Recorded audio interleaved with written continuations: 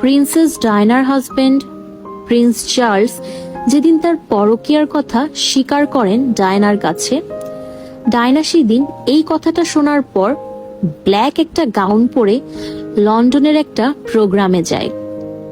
সেই black গাউনটা revenge dress নামে পরিচিত।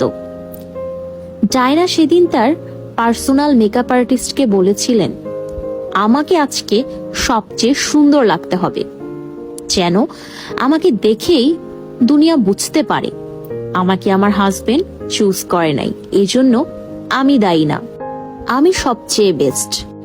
এজন্য সে নিজেই দায়ী, কারণ সে আমার মতো সবচেয়ে সুন্দর মেয়েকে ছেড়ে অন্য কোনো মেয়ের কাছে গিয়েছে। এবং সেই পার্টিতে ডায়নার রূপের ঝলকে আসলেই চারপাশ আলোকিত হয়েছিল। এই কারণেই ডায়নার পরনের সেই ড্রেসকে বলা হয়